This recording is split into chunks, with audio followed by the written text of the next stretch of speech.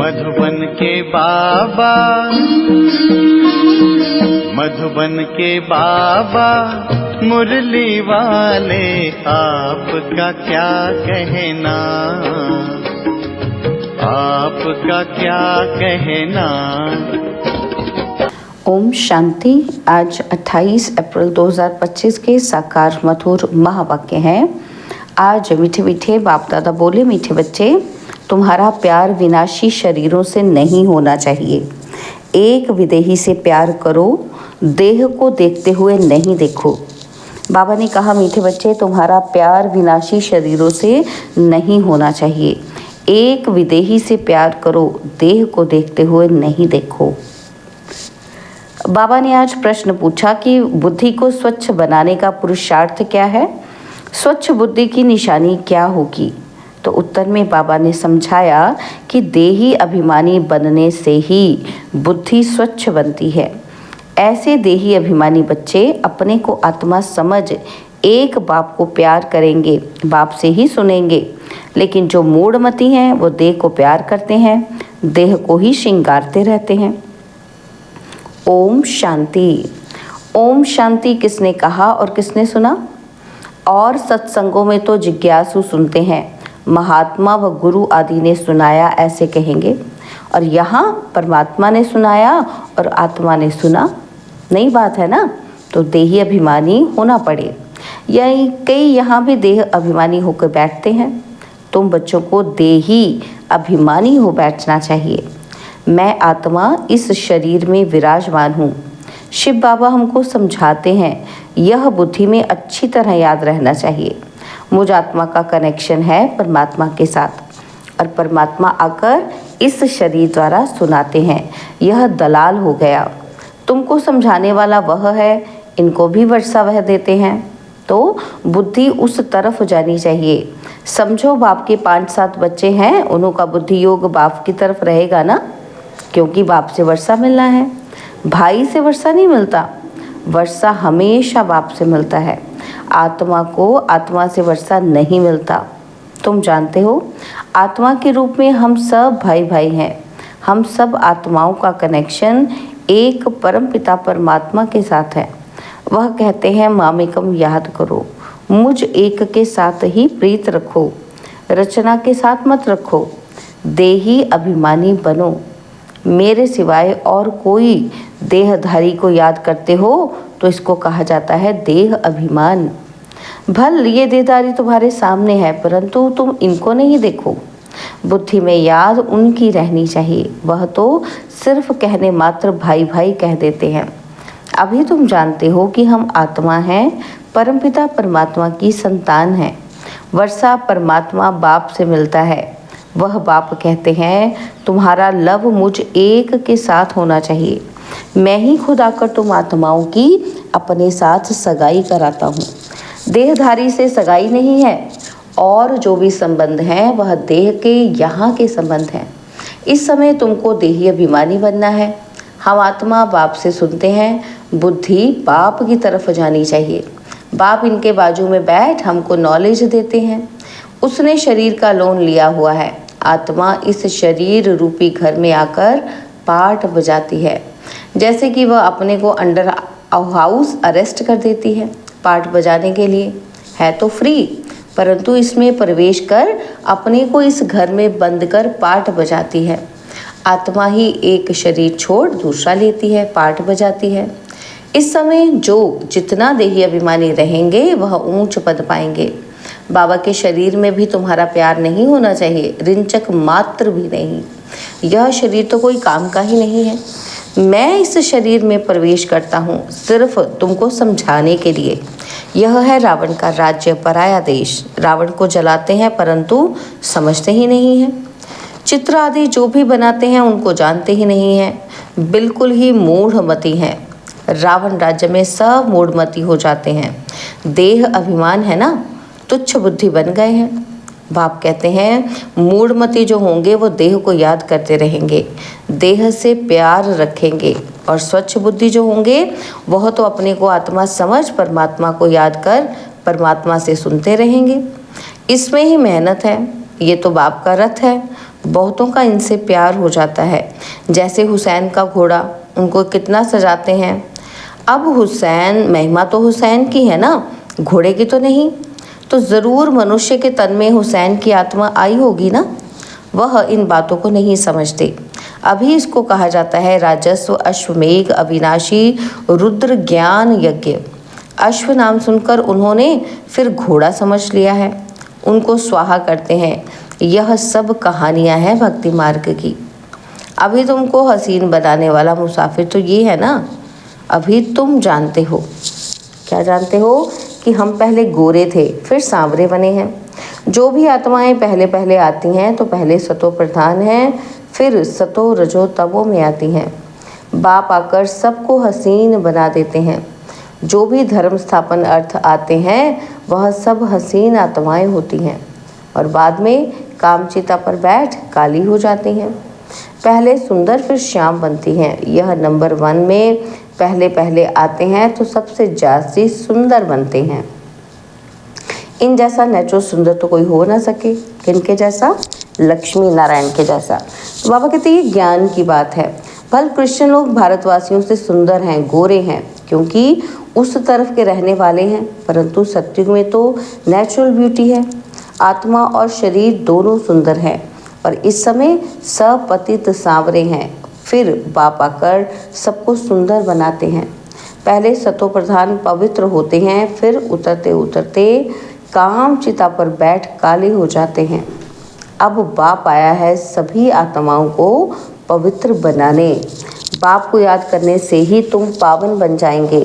तो याद करना है एक को, देहधारी से प्रीत नहीं रखनी है।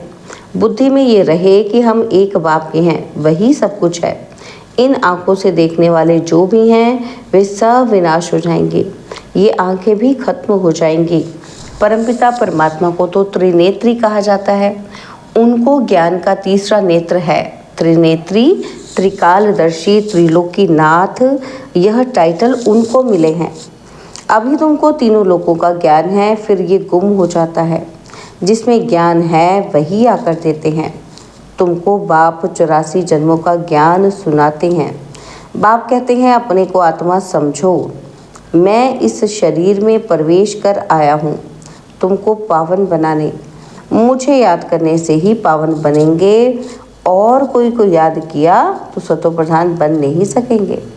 पाप करते नहीं तो कहेंगे विनाशकाले विपरीत बुद्धि विनशंति। मनुष्य तो बहुत अंधश्रद्धा में है, देहधारियों में ही मोह रखते हैं। अब तुमको देही अभिमानी बनना है।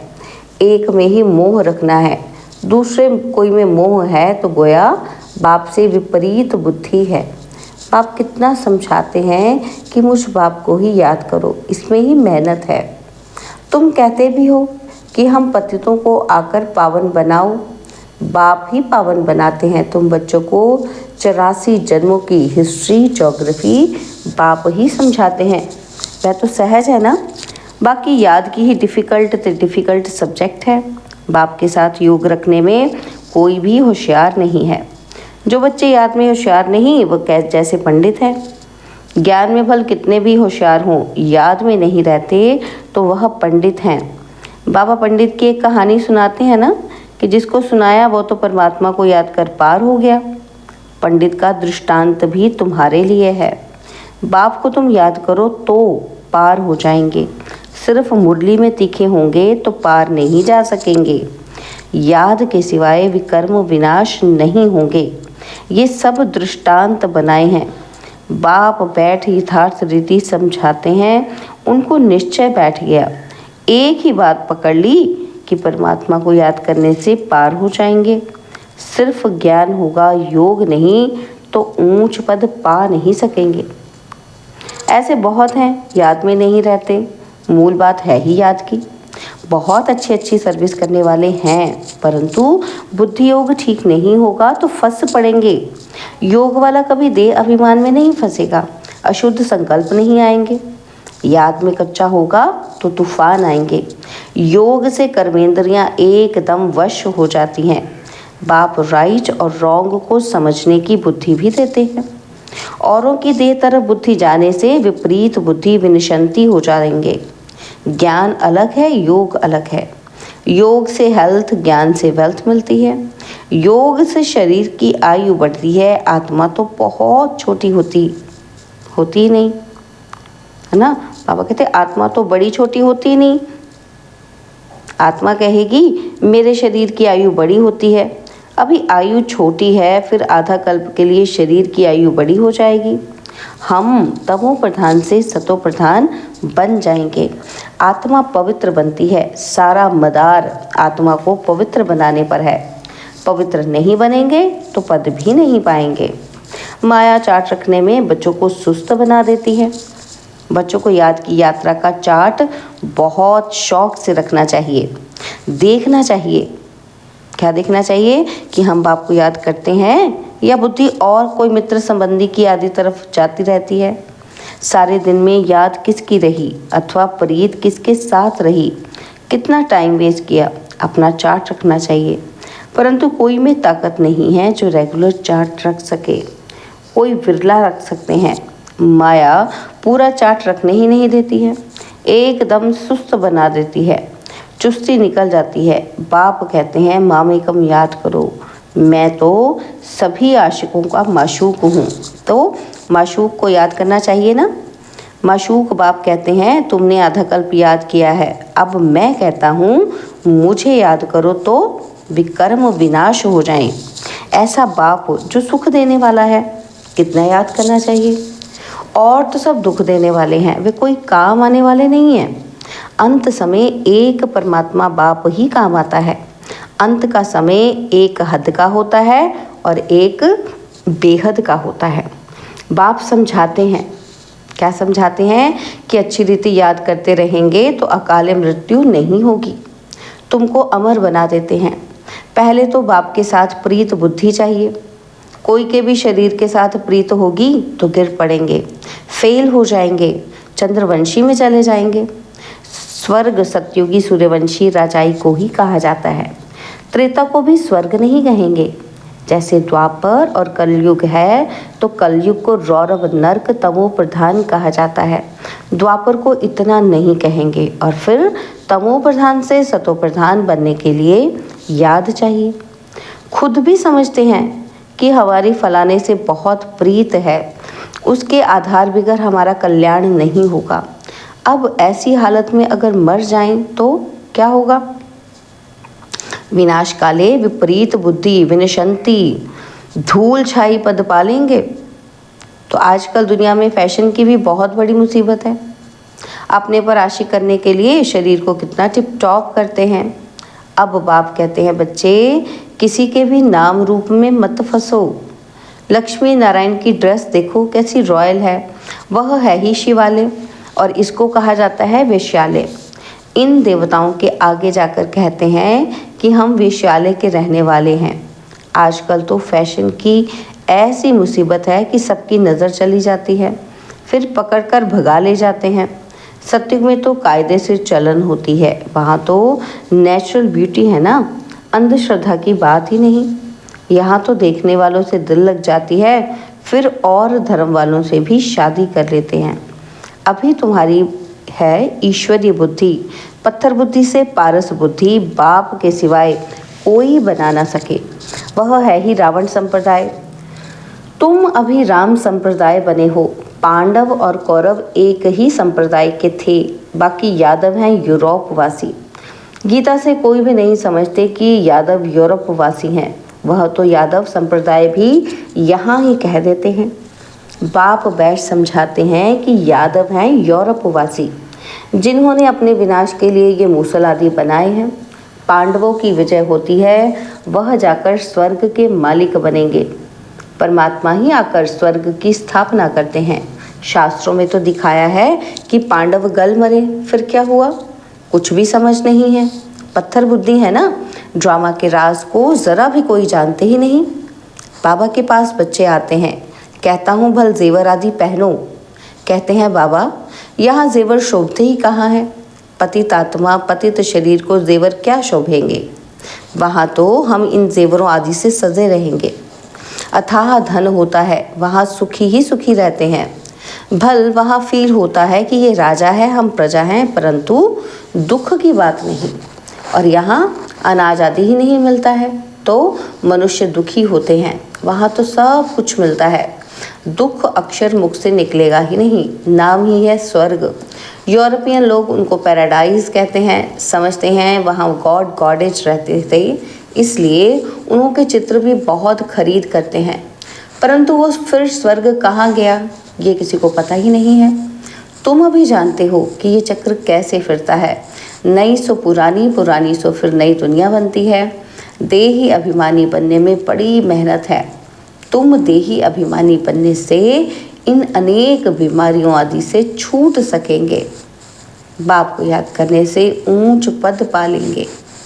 अच्छा, मीठे मीठे सिकिलदे बच्चों प्रति माता पिता, बाप दादा का याद, प्यार और गुड मॉर्निंग।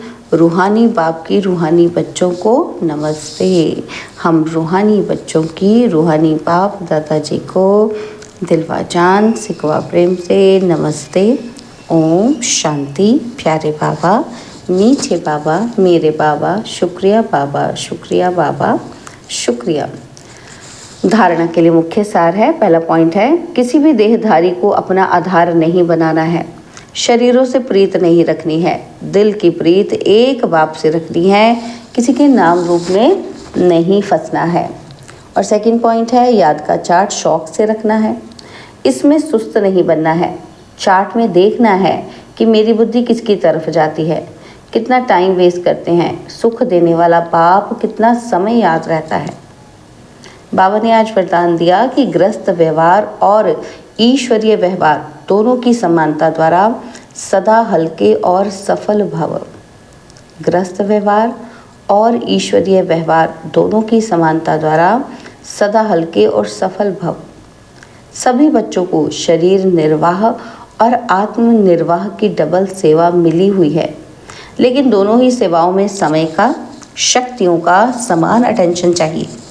यदि श्रीमत का कांटा ठीक है तो दोनों साइड समान होंगे, लेकिन ग्रस्त शब्द बोलते ही ग्रस्ती बन जाते हो तो बहानेबाजी शुरू हो जाती है।